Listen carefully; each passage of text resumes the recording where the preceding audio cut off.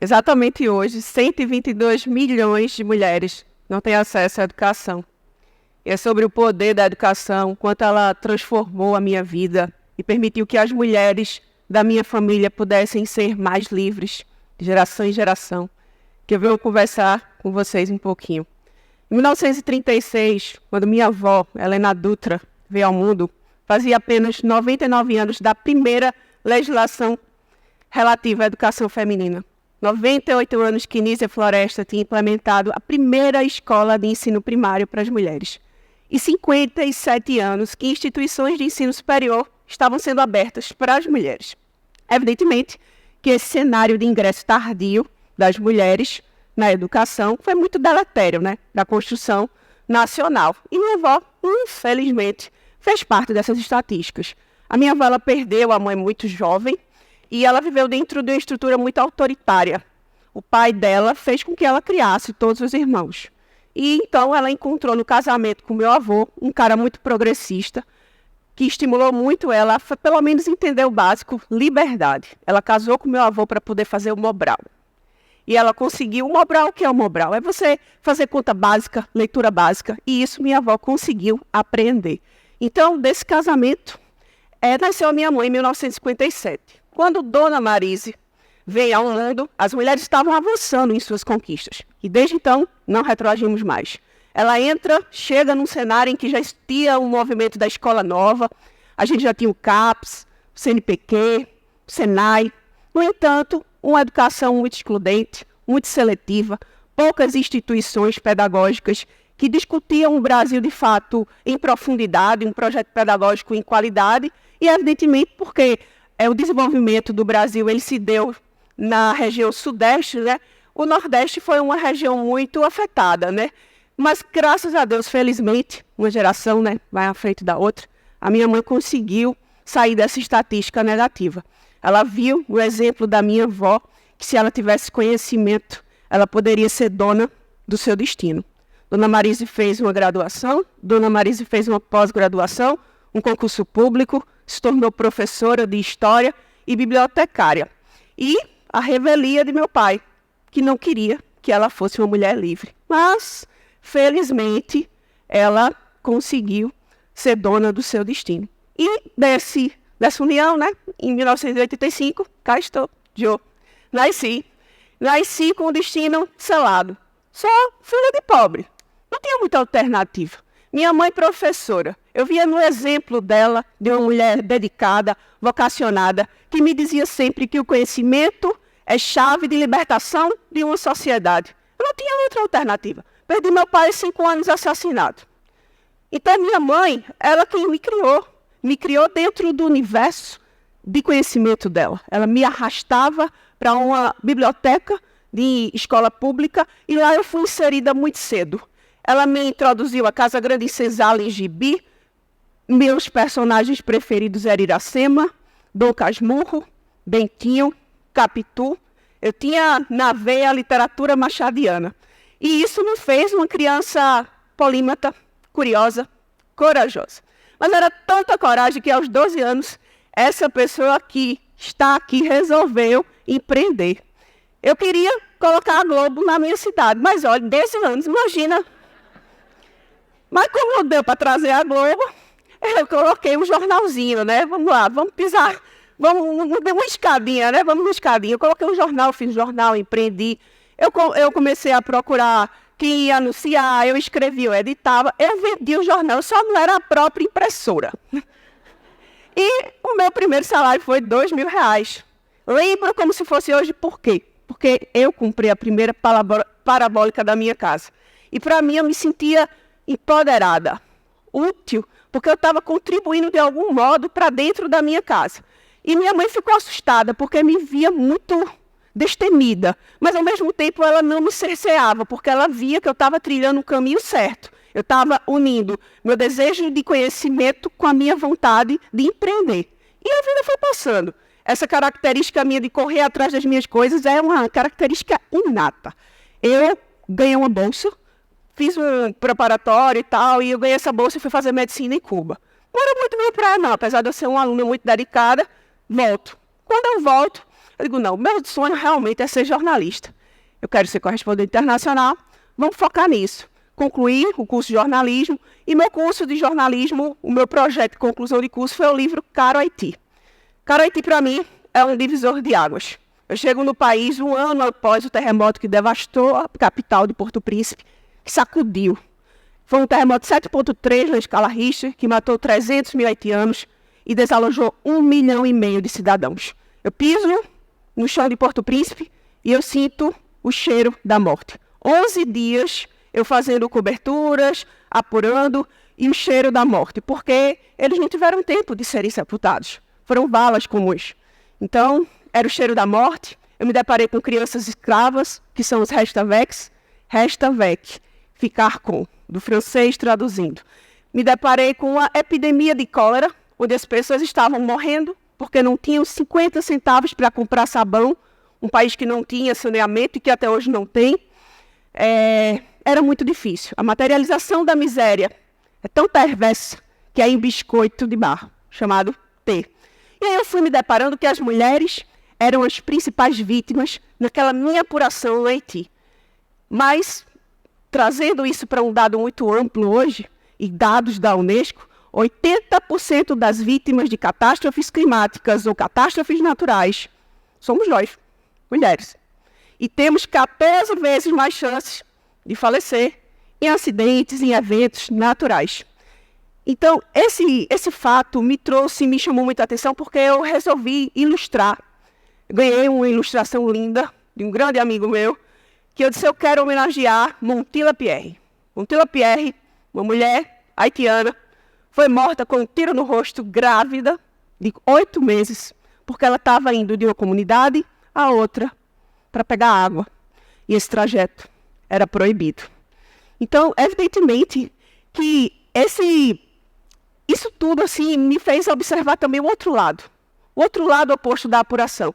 Eu era uma estudante à época, menina, curiosa, cheia de sonhos. Fui a única estudante, mulher, a estar na MINUSTA, Missão de Paz das Nações Unidas do Haiti. A Missão de Paz já não existe mais e tal. E aí, eu fui me dando conta que eu gostava de temas em que, geralmente, os chefes de redação escolhem homens para fazer coberturas em situações de conflito armado. São poucas as mulheres que são escaladas para ir para uma situação dessa. E eu estava fazendo uma apuração e eu lembro que só estava eu de mulher, menina ainda, estava numa roda de militares, só eu. E aí eu fui percebendo que as mulheres eram poucas não só na cobertura desses eventos, como também nas missões de paz, como também na diplomacia, como também na academia. E que a nossa vida é conduzida, nossas ideias, nossa política, sobre olhares masculinos. E quando isso acontece, é muito perigoso, porque não toca nas nossas particularidades. Então, eu fui percebendo, fui apurando, para vocês terem ideia, e agora no âmbito muito mais geral, as missões de paz, em 93, era composto por 1% de mulheres. Em 2020, 4,5%, 4,8%, mais ou menos. Não era muito pouco, se avançou muito pouco.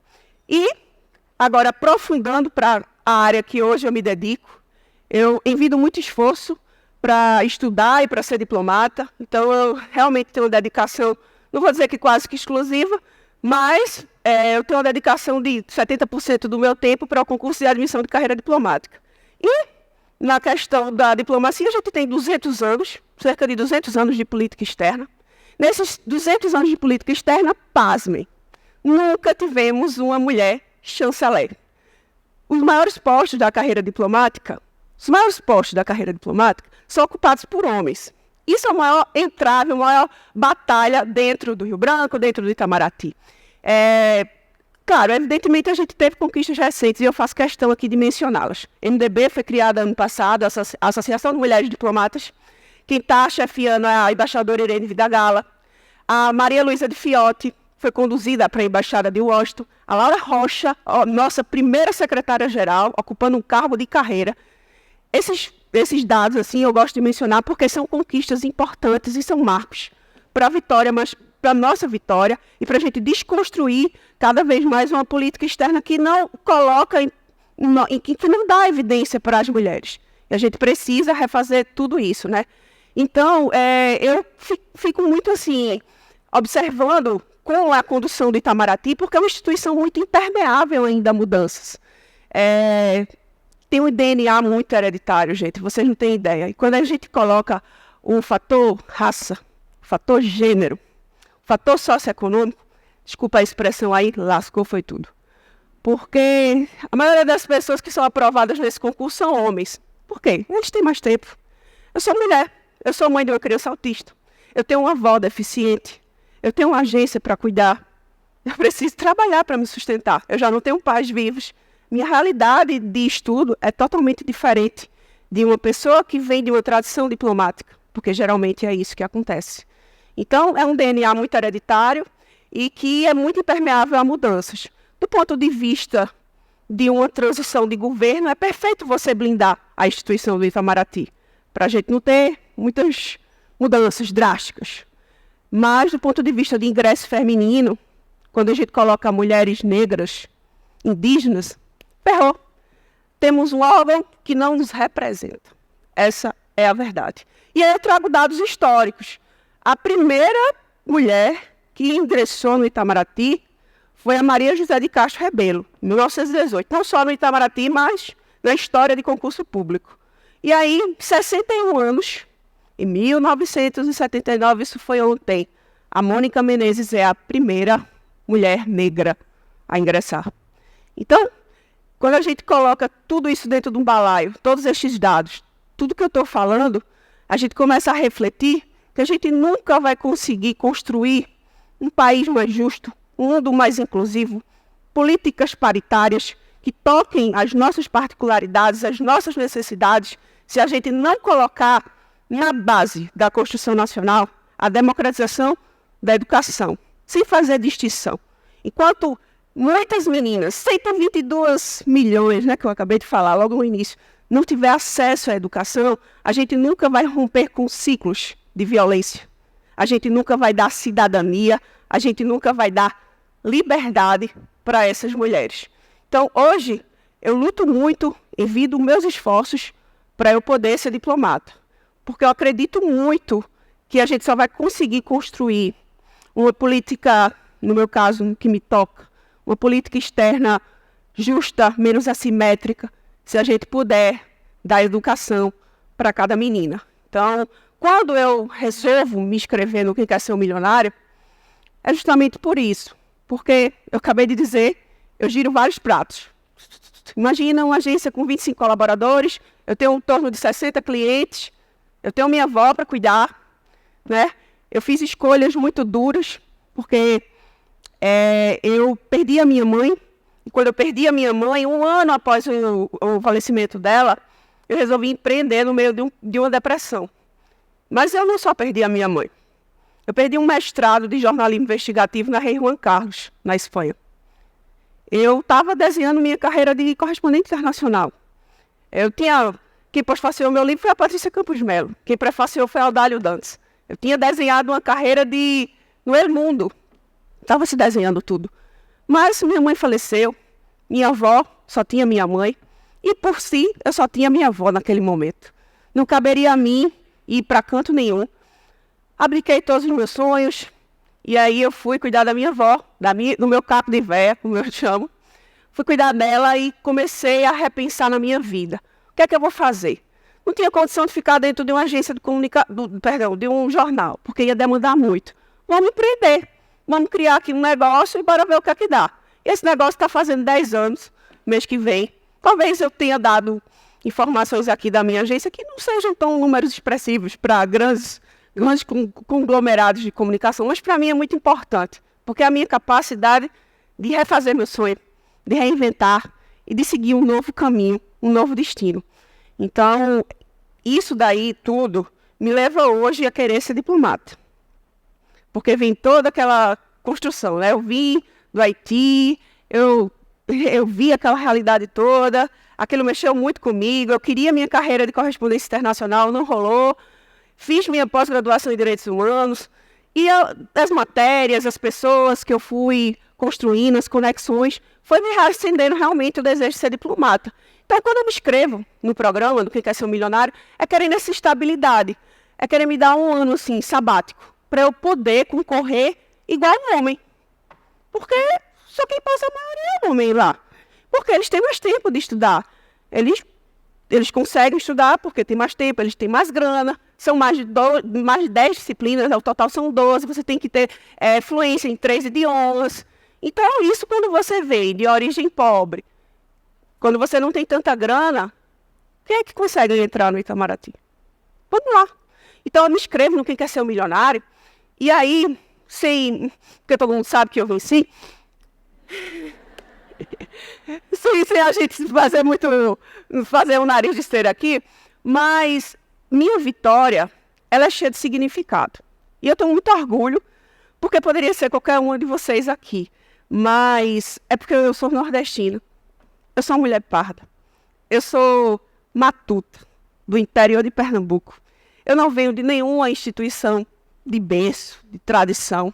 Eu vou quebrando uma expectativa desse vencedor. Eu vou quebrando tabus. Eu sou a primeira e, por hora, única campeã em 9 anos que Luciano Huck estava doido para pagar esse milhão. Ninguém mais estava nem acreditando nesse formato. É marmelada. E aí, quando eu venço, eu entendo que aquele 10 de dezembro do ano passado foi um sopro de esperança na vida de muitas Júlias que só precisam de oportunidade. E aí me vem uma frase aqui de Viola Davis, que ela diz assim: você sabe qual é a diferença entre uma mulher negra para qualquer outra pessoa? É oportunidade, gente. Ninguém vence milionário, ninguém entra no Itamaraty, ninguém ganha Oscar, ninguém ganha papel em televisão, se não existe oportunidade. Então, hoje, eu sonho em um mundo onde mulheres nunca desistam dos seus sonhos, que mulheres ingressem por meio da educação em espaços gloriosos.